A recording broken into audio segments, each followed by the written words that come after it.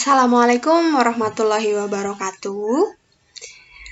Anak-anak, hari ini Bu Guru akan menjelaskan materi yang ada pada tema 1, muatan pelajaran bahasa Indonesia, yaitu tentang gagasan pokok dan gagasan pendukung.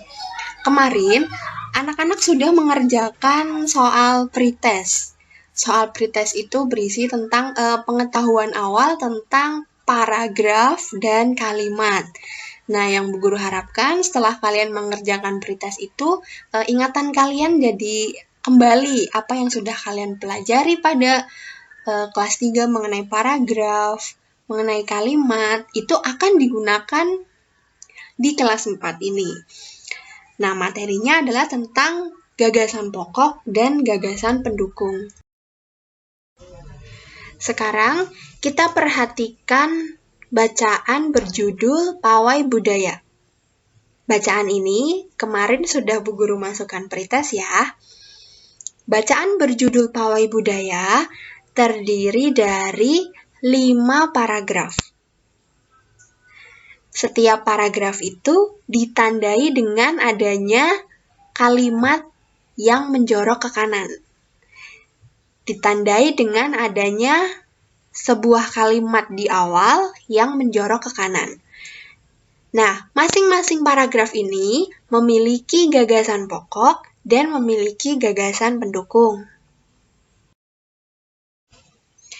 Nah, kita mulai dari paragraf yang pertama. Paragraf yang pertama sudah Bu Guru salin tulisannya seperti ini. Paragraf yang pertama ini terdiri dari 6 kalimat. Kita akan mencari gagasan pokok dan gagasan pendukung pada paragraf yang pertama. Kita mulai dari kalimat yang pertama. Pawai budaya sangat menarik bagi warga Kampung Babakan. Itu kalimat yang pertama. Kemudian kalimat yang kedua. Pawai ini, digarisbawahi, pawai ini selalu menampilkan keragaman budaya Indonesia. Nah, kata-kata pawai ini itu memerlukan penjelasan. Pawai ini tuh pawai apa maksudnya? Oh, ternyata jawabannya ada pada kalimat yang pertama. Pawai ini yang dimaksud adalah pawai budaya. Kemudian kita lihat ke kalimat yang ketiga. Udin dan teman-teman tidak pernah bosan menanti rombongan pawai lewat. Rombongan pawai apa? Rombongan pawai budaya. Kita kembali lagi ke kalimat yang pertama. Jawabannya ada di kalimat yang pertama. Kemudian kita lihat ke kalimat yang keempat. Tahun ini mereka datang ke alun-alun untuk melihat pawai tersebut. Nah, pawai tersebut itu maksudnya pawai apa? Kembali lagi ke kalimat yang pertama. Oh, yang dimaksud ternyata adalah pawai budaya. Nah, kemudian kalimat yang kelima. Kakek Udin pun terlihat sabar menanti. Menanti apa? Apa yang dinantikan oleh kakek Udin? Oh, ternyata yang dinantikan adalah pawai budaya.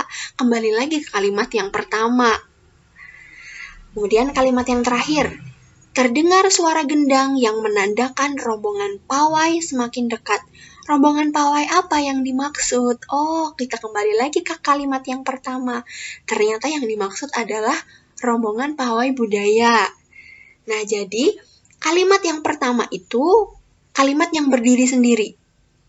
Jadi ketika kalimat yang pertama kita baca, itu tidak menimbulkan pertanyaan. Pawai budaya sangat menarik bagi warga Kampung Babakan. Pawai apa sih? Pawai budaya. Siapa yang tertarik? Warga Kampung Babakan. Jawabannya ada di situ semua, jadi tidak menimbulkan pertanyaan. Kalimatnya sudah jelas. Tapi ketika kalimat yang kedua, kalimat yang ketiga, sampai kalimat yang keenam, itu semuanya memerlukan jawaban. Kita bertanya-tanya, pawai ini selalu menampilkan keragaman budaya Indonesia. Pawai ini tuh pawai apa? Nah, jawabannya ada pada kalimat yang pertama. Jadi semuanya itu merujuk atau menuju ke kalimat yang pertama.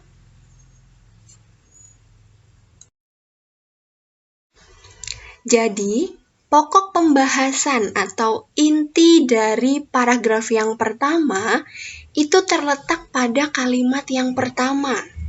Nah, inti dari pembahasan, inti dari bacaan pada paragraf yang pertama ini disebut sebagai gagasan pokok. Bu Guru ulangi, inti dari pembahasan pada bacaan tersebut itulah yang dinamakan gagasan pokok. Nah, pada paragraf ini, intinya berada pada kalimat yang pertama. Makanya, gagasan pokok pada paragraf ini, pada paragraf yang pertama, terletak pada kalimat yang pertama, yaitu pawai budaya sangat menarik bagi warga Kampung Babakan.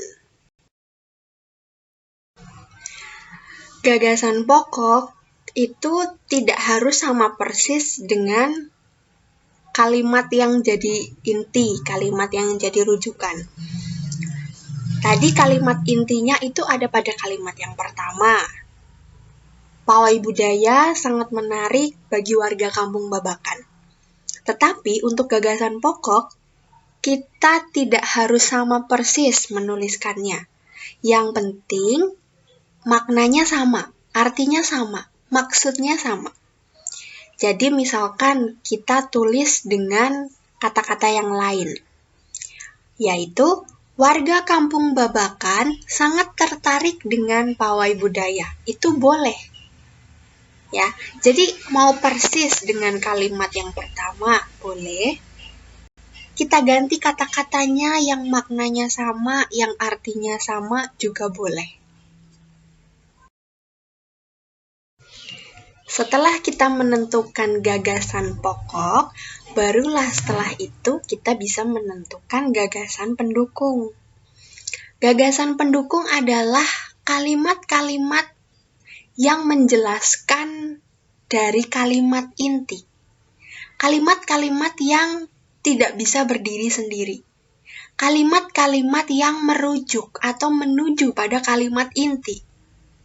Gagasan pendukung ini adalah kalimat-kalimat selain dari kalimat utama, selain dari kalimat yang menjadi inti.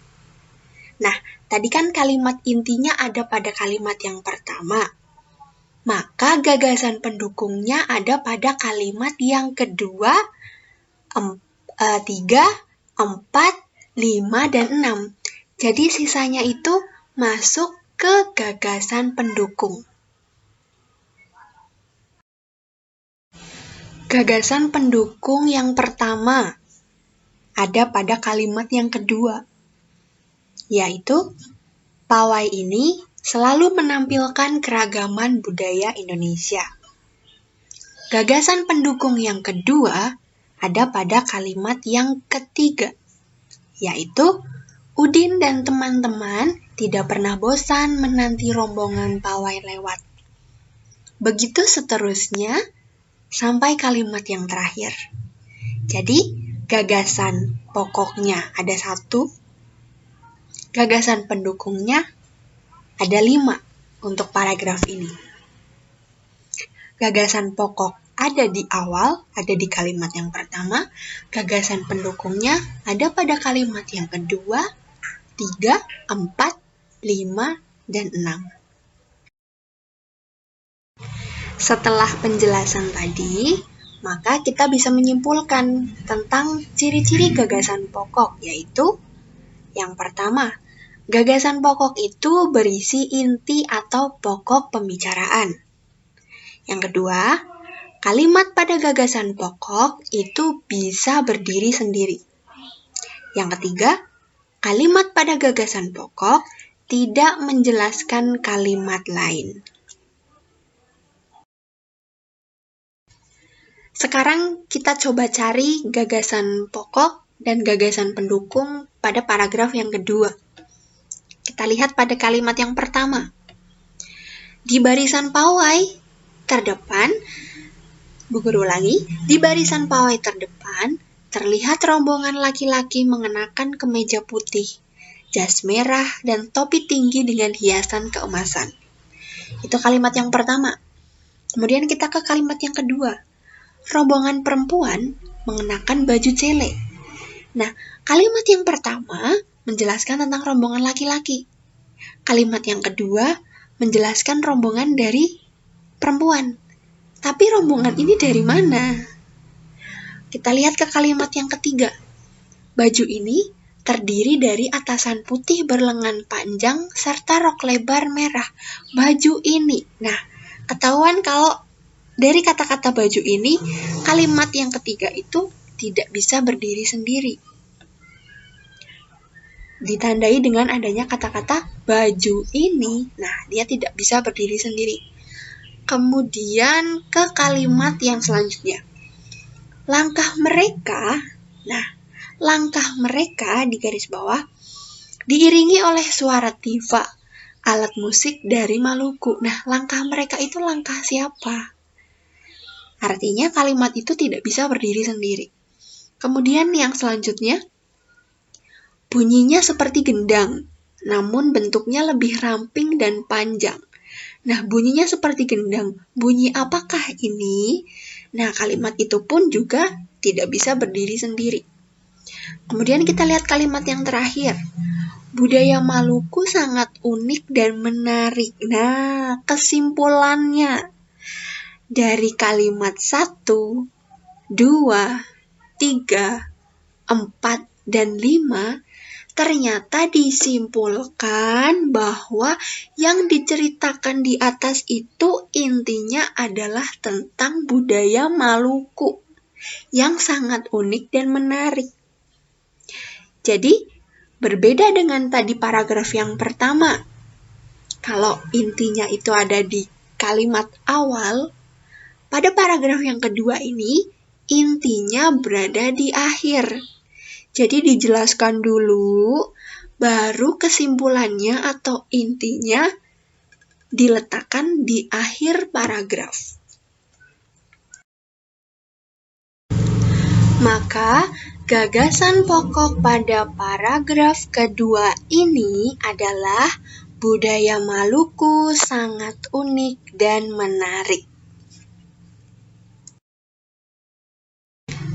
Setelah menentukan gagasan pokok, selanjutnya kita bisa menentukan gagasan pendukungnya.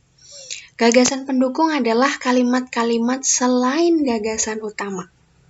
Jadi, karena gagasan pokoknya ada di kalimat yang terakhir, ada di kalimat yang ke-6, maka gagasan pendukungnya adalah kalimat yang ke-1, 2, 3, 4, dan 5. Kalimat-kalimat selain kalimat gagasan pokok. Gagasan pendukung yang pertama, dari kalimat yang pertama. Di barisan pawai terdepan, terlihat rombongan laki-laki mengenakan kemeja putih, jas merah, dan topi tinggi dengan hiasan keemasan. Gagasan pendukung yang kedua, pada kalimat yang kedua, rombongan perempuan mengenakan baju cele. Dan seterusnya sampai kalimat yang ke-5. Demikian penjelasan dari Bu Guru. Silahkan tugas yang sudah Bu Guru kirimkan di grup tugas untuk bisa dikerjakan. Jika ada pertanyaan, silakan bisa bertanya lewat grup diskusi atau bisa WA langsung ke Bu Guru. Selamat belajar. Wassalamualaikum warahmatullahi wabarakatuh.